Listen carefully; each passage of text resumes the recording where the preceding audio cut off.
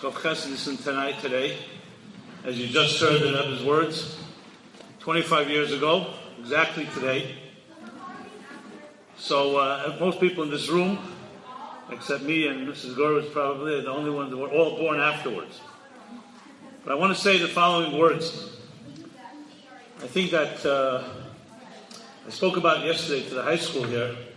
I don't know if any of you heard it, but I'll repeat some of the main points and add some things.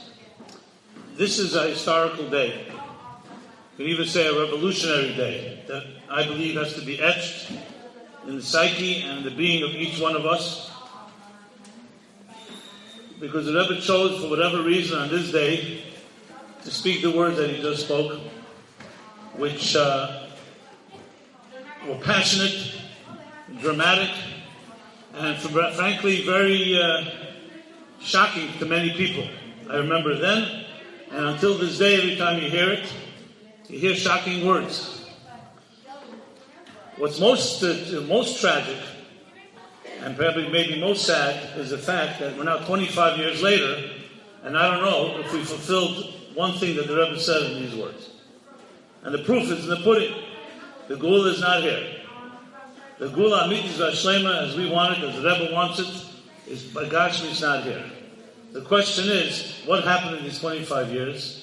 And what are we going to do to make sure, Chmona Litzlan, that another 25 years don't pass, and not even one day passes? And there's no question that Rebbe's words live on.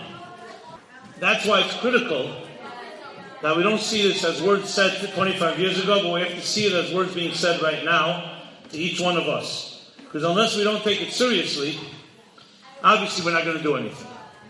So I repeat again, this is a historical day, a powerful day, and whether you were here Begashmi 25 years ago or not, the words of a tzaddik live on, and they impact us. And most important, the Rebbe gave us clear marching orders, our mission. This was not in any ambiguous way. He said in clear words, I did everything and now I'm giving it to you. It couldn't be clearer than that. Now you could argue with the Rebbe and say, if you can't do it, we can't do it.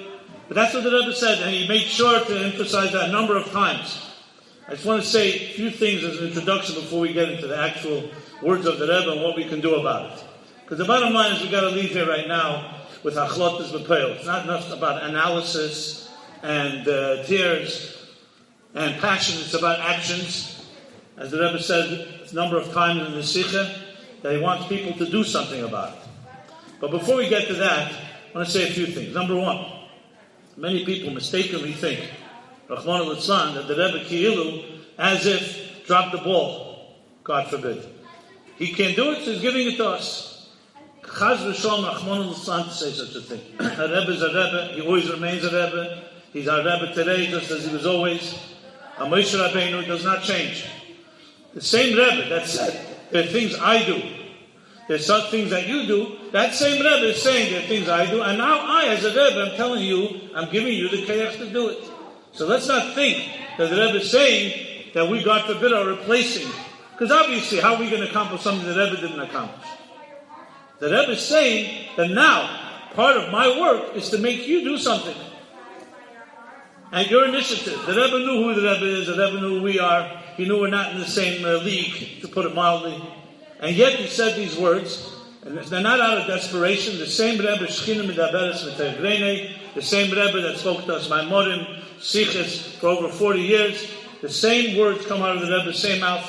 These are divine words. These are not words that some people think, God forbid, I don't even want to repeat the word desperation, or the Rebbe is just trying to shock us, or the Rebbe is resigned. God forbid. I'm only saying it because I've heard people say it, and I want to absolutely, unequivocally negate that. The Rebbe is giving us a directive. And simple as that. And just like we have Kabbalah sale in other matters that we don't fully understand, here too, we may not understand why. Why can't the Rebbe do it himself? Why can't it be done other ways? Why didn't other generations do it? That's not up to us. Once the Rebbe says these words, there's only one thing that we have. As soldiers, these are our marching orders. The Rebbe would never ask us to do something we don't have the power to do. We have to understand that this itself is a power. That the Rebbe said that means he's giving us some power. So that's one thing. The second thing, which is, again, I'm not happy to say this, but 11 months to the day after this Sikha, this was 25 years ago, was Chav Zayin Adar, 11 months. This is Chav Ches Nissan. Chav Zayin Adar is 11 months, Tafshin Nun Beis, when the Rebbe had a stroke. I remember the day, and I remember thinking, and I say it now, that the Rebbe's words were tragically fulfilled. He says, so physically, whatever mysterious, strange, bizarre reason the Eibishter decided to cause the Rebbe to have a stroke, the Rebbe Gashmias did not speak after that to us. Did not write, and was watching. So whatever he said, Chav Ches Nissan, was fulfilled. And then comes Gimel Tammuz. And now we're 25 years later. Now we have no choice. Kavyoch. Obviously, the Eibishter should have mercy on us all and send us back to Rebbe and bring Moshiach and all that.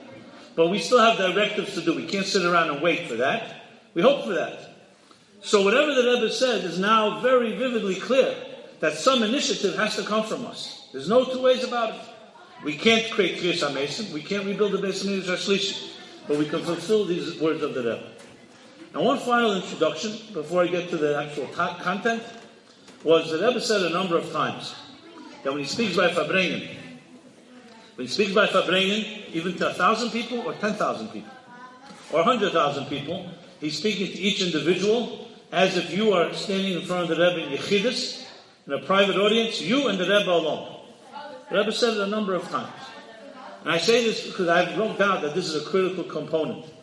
Unless we feel that we're standing with the Rebbe telling us these words and there's no one else there, I'm sorry to say most of us won't take it that seriously. What do I mean? Because we'll say, you know what? They're bigger people than me, they're smarter people than me, they're greater chassidim than me. Who am I? A young woman in a seminary, a young student here, a young bacher there. Who am I? But if you know that the Rebbe called you in, and visualize this, the Rebbe calls you in by name, you're going into Yechidus, the Rebbe's sitting there, you're standing, there's no one else there. And the Rebbe says the following words: I did everything I can to bring Moshiach. I've given you all the resources. I've said thousands of sikhs, hundreds of mamorim, directives, miftzoyim, everything. I laid out the whole game plan, the whole strategy. And I want you to go out there and find another 2 or 3 people, the Rebbe's words, ein et zver de drei, and geben sich a eitze, consult, advise, strategize, and figure out wie man soll tun and was man soll tun. What we should do and how we should do. How would you react to that? Would you leave a stone unturned? The Rebbe spoke only to you. There's no one else there. And he told you this. To anyone with even a half brain in their head, the Rebbe himself is telling me this is what I have to do. Yeah, and they have questions. I don't know why he chose me. But that's what the Rebbe said. And he said to them, he argued with the Rebbe and say, listen, I can't do it. The Rebbe says, I'm telling you can do it. That's exactly what the Rebbe said. And until we don't personalize this, it becomes words. You know, thousands of chassidim heard it. They didn't do anything, so what could I do? That cannot be the attitude. The attitude has to be the Rebbe speaking to me, speaking right now, Chav Ches Nissan today. And what am I going to do as a response that I can come back to the Rebbe in a week from now, in a day from now, in a year from now, and say, here's my duch, here's my report, here's what I did. I met these 2 and 3 people, I consulted, I advised. Now, if the Rebbe told anybody, here, I'm telling you, go out there and invest in a certain business, and I guarantee you'll make billions of dollars, I assure you that everybody would find every lawyer and every accountant and every investor in the world to figure out how to build such a business. You know why? Because we relate to Gashmis, money. But the Rebbe says exactly the same thing, Kavyochel, Lahavdil, however you want to put it, about Moshiach, who says, I'm giving you a job. And this is more than billions of dollars. This is the history of the world. The whole world, the whole history has been waiting for Moshiach to come. And the Rebbe gave us a sikh. So on one hand, he has the sikh, he could shake us up, and we could have questions, but could also be seen as empowerment. The Rebbe is telling us that you have the schus, in some small way, to help me do my job, by doing some initiative. Now, with that said, let's go into the actual words of the sikha. I'll just break it into 3 or 4 parts, and hopefully, someone here, maybe I should say, Ein Tzvei Drei, as the Rebbe said, or Tzen, which we'll soon review, will make a move that will change history. And hopefully all of you, hopefully all of us. So the Rebbe said a number of things. Firstly, he spoke about how shocking it is that when Jews come together and everything that has been done, Mashiach has not yet come. That's the first thing that the Rebbe begins in the words in this section. Then he continues on and saying, "Was ich kann tun, I don't know what I can do," which is not the Rebbe's wondering. But the Rebbe is quite aware that he did what he did. The Rebbe changed the world. He built shlichus. He built. To say that the Rebbe was not saying, "I don't know what I can do." He's saying basically, "I have done everything but derech hateva. I've sent shluchim. I've given you a blueprint. I've given you a strategy. Everything I said before. I've given you directions." But the Rebbe is not going to go in every corner of the world and do the job. The Rebbe is a Rebbe. Then the Rebbe continues and says, "Okay, so now I give it to you. I give it to you to do something that I have not done. I'm not in the Kavyoch." And then the Rebbe continues and says, next point, that efshe, maybe there'll be 10 of you, they'll sich einachshenen, which means to be obstinate. Am kshe'erev, the Rebbe used the pasuk, to be absolutely obstinate, persistent, unwavering. How do you translate einachshenen? I'm not sure if I have more words for that. It's total stubbornness, kedusha stubbornness, that you will not relent until you pierce the heavens and pray that the Geulah should come. And the Rebbe continues and says that if there were to be 10 Jews that did that, and say ad Moshe mitanemes, and mean it mitanemes, which is interesting, he says to say it with an emes and to mean it with an emes, which needs to be discussed. What's the difference between the two? But regardless, it means that sincerity. There's no doubt that the Eibishter would listen. Now, you could argue, one second, the Rebbe never said ad Moshe. If the Rebbe for sure said it with an emes and meant it with an emes, but yet the Rebbe is saying, I need something more. I need someone here to do it. 10 of you. And again, you have many questions, but that's the directive. And the Rebbe didn't say it's Tamazeh. Every word is Eid Gedech. That's one. Then the Rebbe continues and says that it should be done, everything possible should be done. Eid is the Teyu and Kalim the Tikkun. That's the next piece. Eid is the Teyu and Kalim the Tikkun is the language of Chassidus. That really means the following. The Rebbe said, Doch. No, so Taket, not Doch. Taket, Eid is the Teyu. What does that mean? Teyu refers to intense energy. Intense and very powerful energy to the point that it's called Teyu because it could even seem chaotic. It can seem very disruptive. It's very powerful energy. And Teyu on its own, as you probably learned in Chassidus, leads to Shviras HaKelim, the shattering of the vessels, which means, Beruchnius, it means, when the energy is so powerful, it shatters everything around it because it's too intense. The Rebbe said, "Ober the Kalim the Tikkun," and that's the key. Eid is the Teyu, so do not compromise on the passion, do not compromise on the intensity, but make sure it's in Kalim the Tikkun, which means it has to be packaged in ways that will not shatter the containers. It has to be packaged in a way. You go on the tzom, you speak to someone, you can speak with a full passion, and it should be with full intensity. But make sure you don't frighten them, you don't threaten them, it doesn't seem crazy. It has to be presented in ways that people can listen to. And many radical ideas, revolutionary ideas, can be presented in ways that are very threatening. They can be presented in ways that are very pleasing. So the Rebbe is saying, Eid is the Teyu and Kalim the Tikkun. So it means, yes, wild methods, but what methods that people can contain, that people can relate to. And then the Rebbe, at the end of the Sikha, this is, I think, maybe the punchline. The Rebbe again repeats, he'll be, make everyone a Shliach Mitzvah. This is not Hazak that I can do, make you a Shliach Mitzvah. So it's a hint. He's making you a Shliach.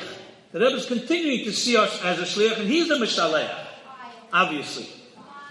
And then the Rebbe says, V'hiratz, as we just heard, that maybe there'll be 1, 2, or 3 of you. These are the Rebbe's words. Ein, zwei, oder drei. That will zusammenkommen, will come together. Eitzegeben, which means to consult, to advise, to review. Was man soll tun and wie man soll tun. Now I was wondering, why would the Rebbe say suddenly 1, 2, 3 when he just said a few sentences earlier 10? Maybe 10 that will cry with an emes ad Moshe. Because crying with an emes ad Moshe is one type of aveda. That's a sincerity that you can do in the privacy of your home. The idea of coming to finding an eitzah, what to do, that's already strategy. That means sitting down, making a plan. That can't be just crying with an emes. You have to make a plan.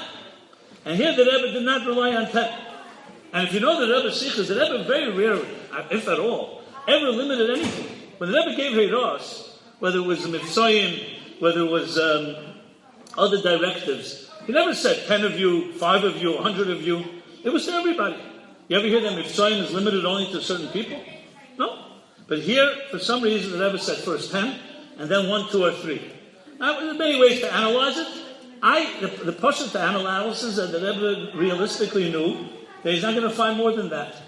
That to have people who take this seriously enough, he's not expecting more, which you could say is a sad thing, but maybe he's also realistic. And also, the Rebbe didn't say which 3 people. It could be anyone in the room. It could be any one of us. So bottom line, it's still not limited.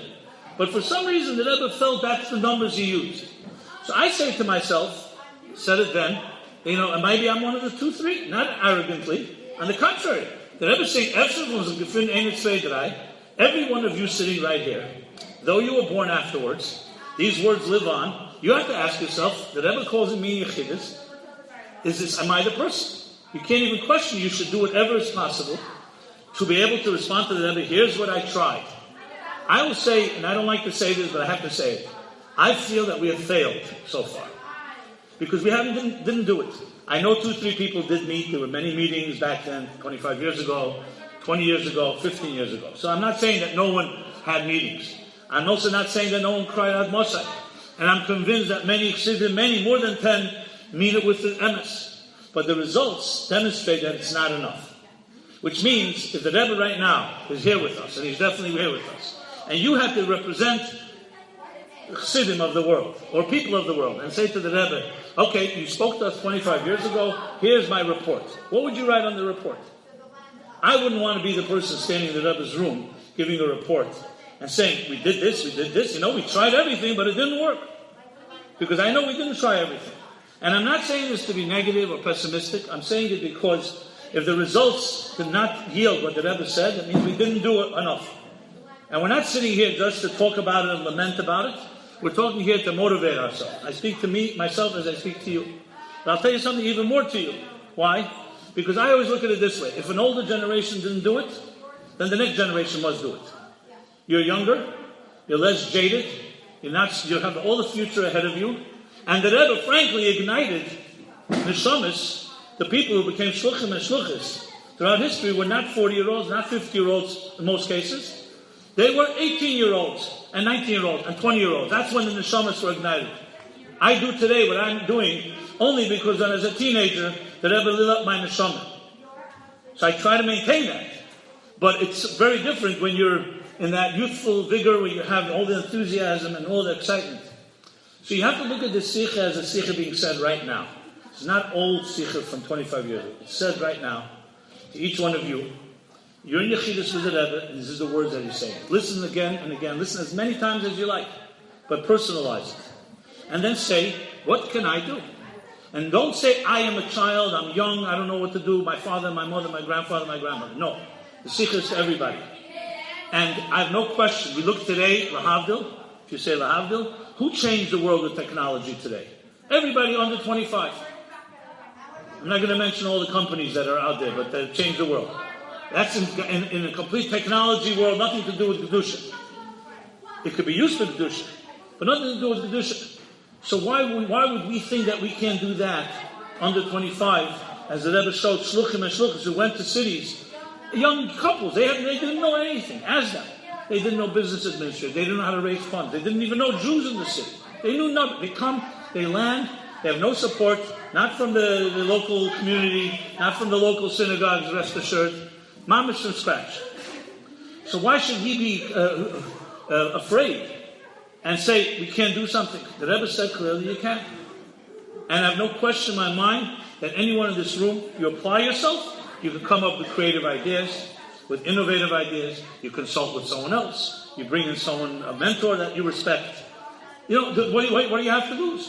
You thought of a crazy idea? Someone say it's crazy. It may be the idea that really can do something. And I don't know if there's one idea. The Rebbe didn't say one specific thing. He says, come together and talk about it. Talk about it with seriousness. And as I said before, if it came to Gashmisnika thing, it would be very easy. There are plenty of business people that would come together, no problem. The Rebbe says, I can make billions of dollars. As I said, they won't leave a stone unturned. We have to apply that same passion and vigor to this matter. Now, I want to add 2 more points from Sikhs, because to really appreciate the Sikh of Chavches Nissan, you have to also listen to what the Rebbe said afterwards. So in the Shabbosim afterwards, in response to people's questions, what do you want us to do? There was even a woman by dollars, I think it was the dollar Sunday after Chavches Nissan, and she said to the Rebbe is all bringing the Gula. Why are you throwing it on us? I'm paraphrasing, I don't know the exact words. And the Rebbe said something like this, that if you're calling me what you just called me, you don't tell me what to do, I tell you what to do. In other words, you're calling me Rebbe, and you're telling me what I should do. I'm telling you what you should do. Which is just consistent with what I said earlier. The Rebbe is not dropping the job to us. He's telling us my job, a part of it, is to get you to do something. That's what it means. And if you really want it to be consistent, go back to the first Fabrengen Yud Shvat, Tavshin Yud Aleph. It's not like some new idea. The first official Fabrengen, when the Rebbe said Vasilagani the first time, officially was Mekabel in the Siyas, what did he say after the Maimon? It's already been repeated hundreds of times. He said that in this country, when you assume a new position, you make a statement. And the Rebbe made a statement about Avos Yisrael, Avos Hashem, Avos Atena. And then he said, the rest schwer like Zog, Friedrich Rebbe used to say, the Rebbe's words. How do you translate that? I'm not sure. Basically, don't deceive yourself. Don't delude yourself into thinking that now you appointed me, I'm going to do the job for you. Everyone has their nefesh alapamis, their stus, the umazeh, language from Basilagani. Everyone has their challenges. The Rebbe said, helfen. I don't refrain from helping, but you have to do your job. Basically, I will meet you halfway. And this has been a consistent theme in the Rebbe's Nesius. He never forced anybody to do anything. I saw a note recently to someone wrote to the Rebbe, just the Chavus de Milsa, as they say, a nice little anecdote. I saw it in the Rebbe's handwriting. The Rebbe, someone writes to the Rebbe, I'd like to become more Mekushah to the Rebbe, but I can't do it ba'ava, with love. I have to do it b'yira, with fear, with awe. Why? Then he continues, because the Rebbe has the Rebbe has a very demanding personality. That's what he writes about the Rebbe. So you can't do it with love, you have to do it with fear. The Rebbe circles what he writes, and writes, if you have to do it b'yira, in keinu be'emes, if that's the truth,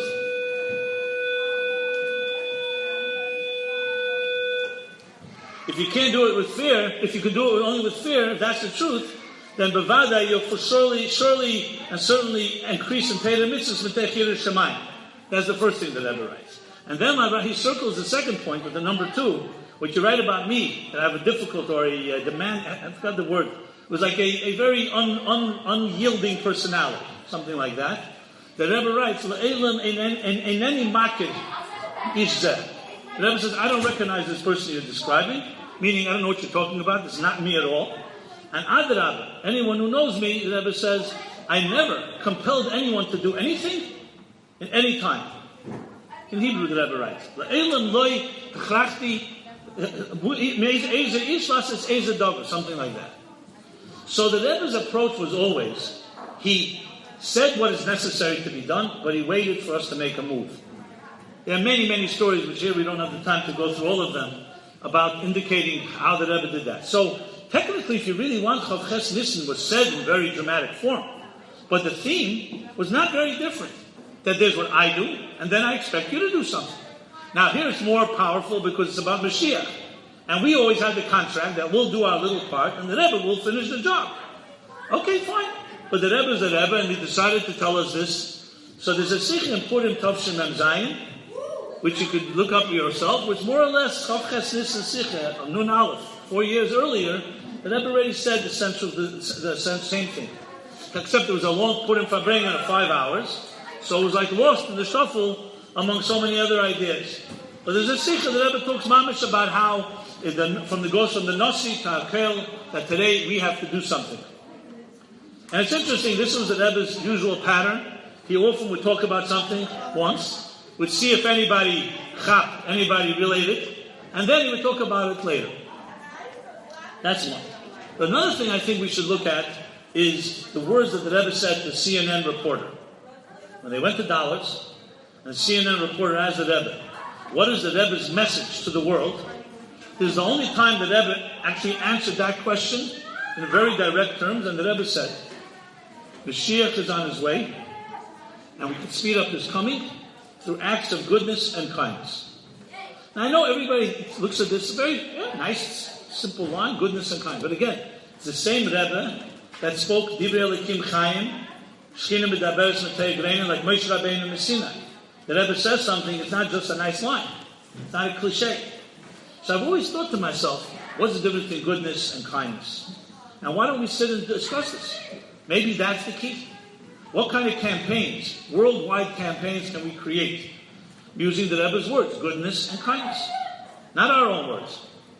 That alone, you have right there a whole brainstorm session that would fit the Rebbe's criteria for Chof Ches Nissen, which is Eine, Zwei, oder Drei, uns geben Eitze geben, was zu tun, wie zu tun.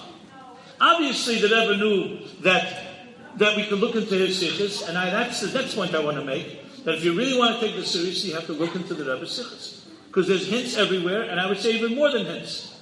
There are entire sichos about Sheva Mitzvahs Beinea, the entire sichos for Eden, entire sichos about your Futzman and Sechach Chutzah. So Chof Ches Nissen was a marching order, but it definitely doesn't come in a vacuum. It comes with hundreds of other sichos that the Rebbe spoke about how to do and what to do.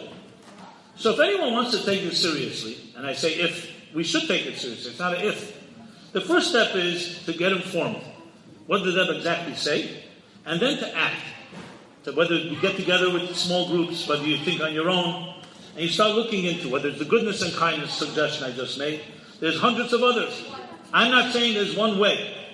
I'm saying the Rebbe is saying that all of us put our heads together, or small groups, 2, 3 people, 1, 2, 3 people, will come up with things. And the worst scenario is we tried. We tried and maybe we didn't come up with the best idea. But is it really possible that among 100 ideas there won't be 2, 3 good ideas? I can't see that. People who really care will come up with something. And something crazy is fine. The Rebbe said, hey, there's a tail. Kale and a tickle. That's why you do it with other people. You don't just come up with any katamani idea. It has to be with hent and fist, which means it has to be strategic, practical. But it could be many different things. There can be things that are more emotional. There can be things that are more intellectual. There can be things that are more technology-based. There's hundreds and hundreds of ways to do what the Rebbe wanted. But first, it's getting together and thinking in that direction. So when we put our minds together, Chof Ches Nissen, 25 years later, as I said, it's 25 years is a lifetime. It's a generation. But the good news is that we have, thank God, a new generation. And even though the Deir HaMidbar didn't make it, but the next generation went into Eretz Yisrael. And what's the Bible of the next generation? As I said before, first of all, Rebbe especially gave strength to the Noshim and Bonus to Kanyas of our generation. Especially in those years, Nun and Aleph and Beis, numerous times, the Rebbe said that the Noshim Tzidkanias, just like they let us out, the Schusam, in their merit we left Egypt, the same will be in this Geula. We'll leave this goals. So you have special strength, special sensitivity. The Rebbe explained in many different ways. Special Amunah, not being so affected by the material world maybe than the other gender. Maybe less egos. However you explain it, but there's strength. And to be leaders in the Amunah Pshuta, in the direction and the actions necessary to bring the Geula. Infusing it in our children, infusing it in our families. Mitzvah Shem, the day you'll come, you build your families. By then, hopefully, Moshiach will be here. But there'll be still work to be done, even then. That's one thing. The next thing, as I mentioned, I want to go back to the young generation. It's very clear. The Rebbe inspired the young because the young were the energy and did not yet have a planned life. So therefore, the whole future was ahead of them. And I see all of you as such. So our job, besides what we have to do, and I'm not saying we're off the hook. Every one of us, no matter what age, has to do something. But when you're dealing with younger people, there's a certain amount of, like a clean slate. There's no past that haunts. There's no past disappointments. Everything is ahead of you. So I have to tell you, you have to listen to the Rebbe's words as we're speaking to you personally right now. Forget about what happened yesterday, what happened 20 years ago. It doesn't matter whether bigger Chassidim did or did not do. It comes down to this. Can you open your mind, be creative and innovative, use all your skills and talents? Everyone here has particular strengths. Everyone has their unique strengths. And applying it to the Rebbe's directive. That's what's asked of us. There's no question. If we do that, on this day especially, look at a few sikhs You have to look at hundreds of sikhs, one or two sikhs, and apply that to our lives. And finally, in the sikha after that, Chavches Nissan, so it was the Rebbe spoke Shabbos, and he said, people have asked me what can be done. And the Rebbe said something. He's added what he did not say, Chavches Nissan. He said, so I've been given all kinds of suggestions, and the Rebbe was citing the Pirkei Avos of that week, which is Pedig Beis, the beginning. What does it say? Rebbe Eimer. And the Rebbe said, the Rebbe is up. That's how he said in the Fabrengen. The Rebbe Eimer. Ezuri Derech Yishara. What is the direct path? Derech Yishara. And the Rebbe said, Nishkin Krumaved, not a crooked path, not a twisted one, not distorted. The Rebbe said, I got all kinds of strange and bizarre ideas. We're not looking for strange ideas. The Derech Yeshara, and the Rebbe says the Derech Yeshara is to learn in Yoni Gula Moshiach, in Teresh Rivkah, in Teresh Rabbi, and the Maimorim of the Rabbi and Chassidus. And then to act on it and live by it. So I want to just say a few more words on that and the following. Now, I remember after that Fabrengen, I have to be honest, a few people told me, we're back to square one. The Rebbe wants us back to learning Chassidus. So the whole Chavches Nissan was really coming back to doing the same old thing. Learning Chassidus. As of dismissing any sense of urgency, we always have to learn Chassidus. No. If you look in that Sikha, you'll see very clearly one very important point which is critical. What does Chassidus teach us? What the world will look like if Elikus was the Golem, if the divine was revealed in this world. What will the world look like if Moshiach comes? Did you ever imagine or think to yourself, Moshiach came right now, what would happen? What would happen to this room? What would happen to Crown Street, to Kingston Avenue? Will there be birds in the sky? Will there be a sky? What will happen? Will people go to work? Will everybody come home from work and do what? And maybe if you haven't thought about it, maybe today's a good day to envision that. Because if you can't imagine it, how could you work toward it? So, on our own, we probably could not fully imagine it. When I was a child, I remember in yeshiva, our teacher told us, Moshiach comes, ice cream will grow on trees. We all related to that, so we all loved the idea. Ice cream will grow on trees. Someone asked, will it cost money? No. Magic. Ice cream galore. I got older, and I realized it doesn't say that anywhere. So I went back to that teacher. I was already 25 years old. I said to him, you misled us. I meant it jokingly. I'm waiting for ice cream to grow on the trees. And I found out Mashiach is a little more complicated than that. He says, you see, I got your attention. Okay, fine. Well, Chassidus teaches us what the world will look like. What type will the world look like? You have to envision it. You have to envision, what does it mean when the Rebbe says the words? A few weeks after Chavches Nissan, the Rebbe said, people are writing to me, they're afraid if Mashiach comes, what will happen with my house, my furniture, with my equity, my real estate, with all the business I built? It'll all disappear. So the Rebbe smiled and said, don't be afraid. Geula is Geula with an aleph. Nothing is taken away. Only one thing is added, an aleph. You'll have your equity, you'll have everything that you built, but one thing will be added. You'll know what its kavanah is. So yes, there'll be birds in the sky, but when you look at a bird, you'll immediately see this is how we're supposed to fly in our lives. When you look at the street, you look at this is how we travel. Everything is infused, as the words of the Rambam says, Ladas es Hashem Bovad. Lo ye'esu kol ha'elam el ladas es Hashem Bovad. This doesn't mean there won't be a world. It means that instead of materialism and money and power and self-absorption and self-indulgence and self-preservation as an end in itself, we'll see the aleph. Everything will be seen for its purpose, for its kavanah. Now, can we live like that today completely? Hopefully. But Chassidus gives us a taste. Just like Erev Shabbos, you taste from the foods of Shabbos. Erev Geula, which is the Elef HaShishi, like Yom HaShishi, we taste from Elef HaShishi, from Mashiach. Chassidus is a taste. The more you learn it, the more you can imagine what does a world look like, not like ours. And maybe even good exercise. Take a piece of paper and make 2 columns. And write, here's what the world will look like. Just take a few items. Your house, a store, the street, what the world looks like today, and write a paragraph, what will the world look like Moshiach comes? What will be added? This is an exercise that just helps us begin to acclimate ourselves, to try to transition to at least from Golas thinking to Geula thinking. This is, again, something everybody can do. You can't be lazy. You have to make an attempt. You try, you get better at it, you learn another Maimon Chassidus, you apply it, and you say, what would my life look like? Another example, if the Rebbe decided he wants to come to your house for this Shabbos, okay, maybe too short preparation, let's say next Shabbos, well, why not this Shabbos? What would change in your house? You know the Rebbe is coming, for some odd reason he chose your house to stay for this Shabbos. What would your house look like? Would you change anything? Would you change your room? Would you change your thoughts and your speech and your actions? What would it look like? Maybe that's another good exercise, because if you can envision it, maybe then you can do some part of it. That's how we prepare for Geula. You understand what it is. Remember, Geula is not like Mivtza Neshek or Mivtza Film. Those are tangible things. You go to a woman, a girl, you inspire them to light a candle. It's a very tangible, it's not a difficult thing to relate to. Mashiach is not a tangible thing. You could say, here, this is Mashiach. Yeah, the human being is a Mashiach, but the Geula is a state of being. And that's why we were blessed with Chassidus to give us a little taste of what it's like. So we're not asked to change everything, just change something. What would your room look like? Yeah. The Rebbe coming to your house, you're staying there, what would your house look like? I think it's a pretty interesting way to look at it. So maybe that's a certain taste, maybe you make your house a little more Mashiach. And the same thing as I said with the learning. And that's what the Rebbe said in the Shabbos after Chav Ches. So Derech Yeshara, the Rebbe wasn't saying, okay, we're just going back to the same thing that the Alter Rebbe did, or generations past, we're going to learn my Morim and that. No.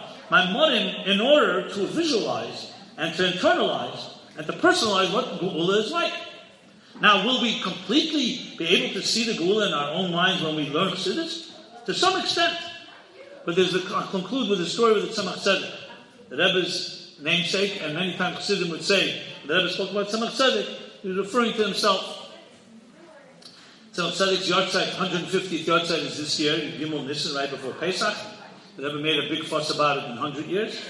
The Tzemach Tzedek story, Chassidim asked the Tzemach Tzedek why he talks so much about Mashiach, when Mashiach is not a reality today. It's an abstract concept.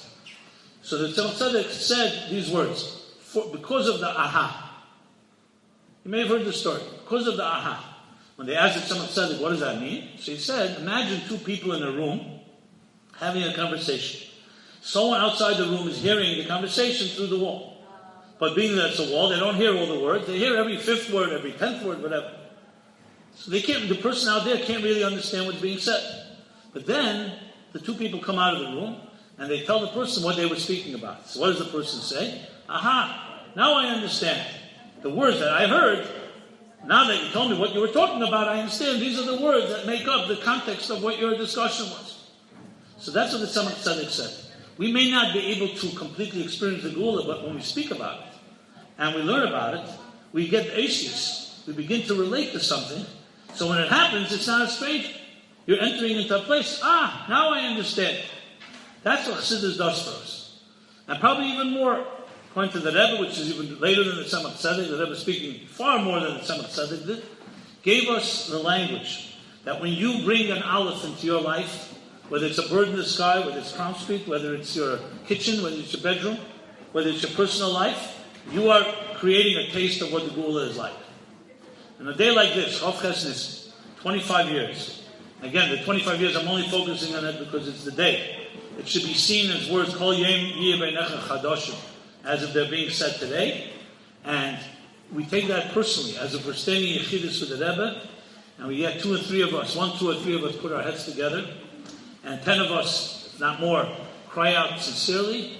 We have the Rebbe's words as he concludes in that Sikha, V'hirotz, as Arobkum B'pel, Matzliach Zayin Tekum from Yad Mamish, the Geula Hamit is Rashlema, the Simcha, the Tuv Levov.